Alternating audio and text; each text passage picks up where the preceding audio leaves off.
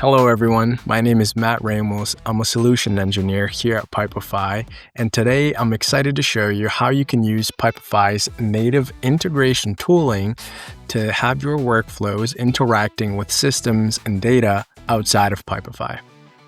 The first thing you want to do is make sure you're a super admin in the org that we'll be working in, and then we can head over to the admin panel, where we'll then head over to the service accounts area to set up a service account. Now, a service account is a special account for software or services to securely authenticate and interact with other systems. In Pipefy, service accounts improve security and auditing by separating user and integration accounts, also giving you the ability to enforce token expirations. So what we'll do is we'll set up a name for the service account, a description if we'd like, specify the role here, the appropriate permission levels, and of course, the token expiration time. This can be a minimum of 5 minutes and a maximum of 30 days. Now that we have that service account created, we want to go ahead and jot down the client ID and client secret. This is how we will authenticate through integrations. And we also want to give it the permissions to the pipes that this service account will be interacting with. In this case, it'll be the travel authorization request pipe. Now that we have that set up, we can go into the pipe and build out an integration. So in this travel authorization request pipe for Honey Badger's Industries, the employees submit their travel request, and the first level of approval is their direct supervisor. After that, it goes to the finance team, and the finance team prefers to get these in a notifications through Slack. So what we're going to do is take data from that card and go ahead and pass that through to the Slack channel. So as you see, I have an AI agent here summarize the request for me. And I want to pass that data with the link to the task to approve this card or deny this card right into the finance team Slack channel. So we're going to go ahead and head over to our integrate tab, where we can create that integration flow, right? That logic. We can use a templates if you would like, but for this example, we'll go ahead and start from scratch. Now, much like our automations in Pipefy, we first begin by defining a trigger. And this trigger, of course, is going to be within Pipefy, and it will be when a card gets moved from the supervisor approval and then goes to the finance approval. We'll first have to authenticate into Pipefy with that service account. So here, I'm going to go ahead and put that information, the client ID and client secret that we just received. And once I put that in, I can select the org that it's into and then the pipes in that org. If I selected a pipe here that I didn't add earlier, right, I only added this travel authorization pipe, it actually wouldn't be able to pull any data from these pipes, even though you see them here. So that's something that I recommend checking if for whatever reason you see that it's not working. So we have that travel authorization request, and we know that it's coming from when a card moves from the supervisor approval to finance approval. And we can go ahead and actually test that. So what I'm going to do is I'm going to go ahead and move a card from the supervisor approval to the finance approval. And we'll see here the data from that card that I just moved. So now that we have that trigger working, what we want to do is then get the data from that specific card that just moved so that we can go and create that message that's going in that Slack channel. So again, we're going to leverage the Pipefy connector to get the card data through its ID.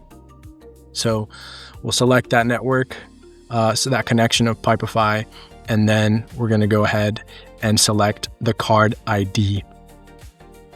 It's dynamic every time, so that's why it is blue, because it could change value. And we can go ahead and test that, and we can see that now it's going to actually pull all of the values that are associated with that card. So now that we have the values associated with that card, we can go ahead and formulate the message to Slack. If I wanted to use another system, I can see if there's a connector here by searching it. There's hundreds of different connectors.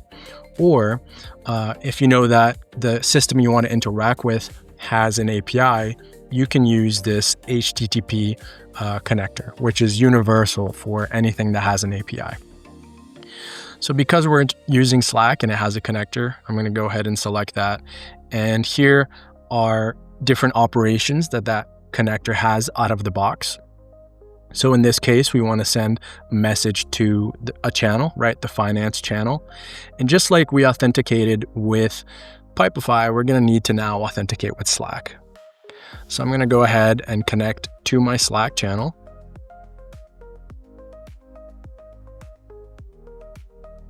And now that we have that connected, I'm going to go ahead and specify the channel within Slack.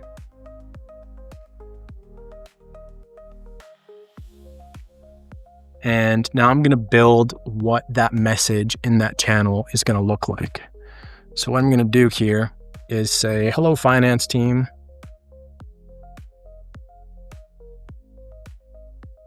And I want to say like the following, right? High priority, low priority, whatever that may be. So here I'm going to pull that priority field and take the report value of that field. So this should say the following high priority travel approval request has been submitted and requires your attention.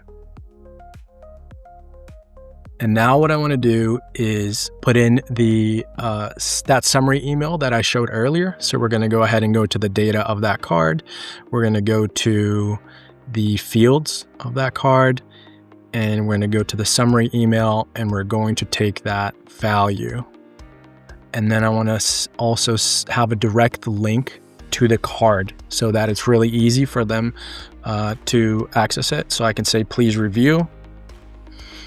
And then I want to pass the URL here. But I don't want it to show up as a URL. So I'm actually going to say here. This is just how I would pass the message through in Slack, replacing the URL with here.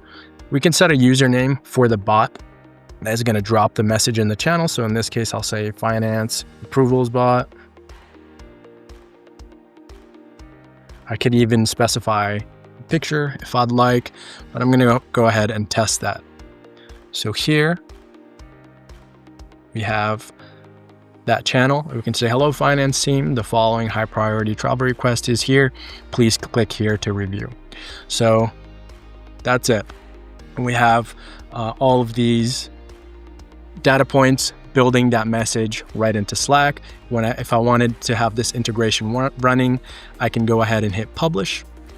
And now anytime I submit a request here, it would go through the Slack message. So that's it. That's how you build an integration to external systems from within your workflow, passing field values from those cards.